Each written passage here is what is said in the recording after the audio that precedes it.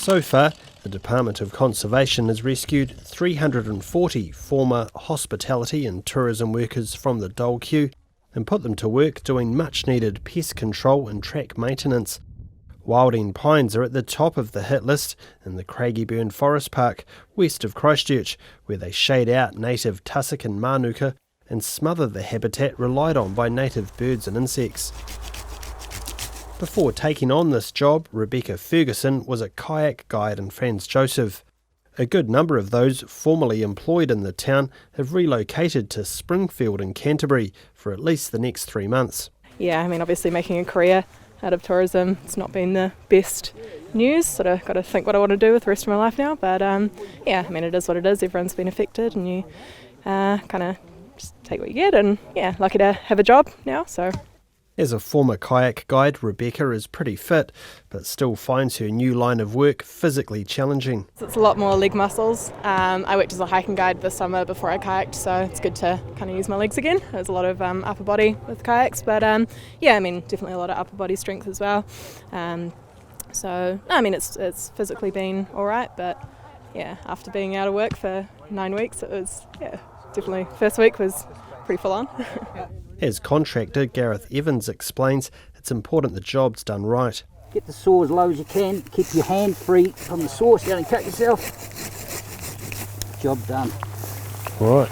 Make sure there's no little needles on the bottom, and that's the scourge of this because they come away again. And the finishing touch, pop that lid off, bit of the glue on the top so they can't come away, you've killed the tree. Gareth agrees to let me have a crack at it, but not before ensuring I have the right tools for the job. I have brought my own gardening gloves. I don't know if they're quite up to the job. Pitiful? Yeah. Okay, no, all right. We'll trade up. There all right. you go. Excellent. These look much more professional. Excellent. Go. So I'm hoping to follow Gareth's instructions to the letter. Going to cut it nice and low. Right. Alan Tinnerley from MPI says the job of eradicating wild end pines has been ongoing for close to 20 years. He says the extra help on offer from former tourism and hospitality workers this year will enable a big push to happen that could finally turn the tide in the battle against this pernicious pest. The original tree, it seeds, we get the next one, and then probably the next one, and then 9 years we get the last one, and hopefully that will take it out.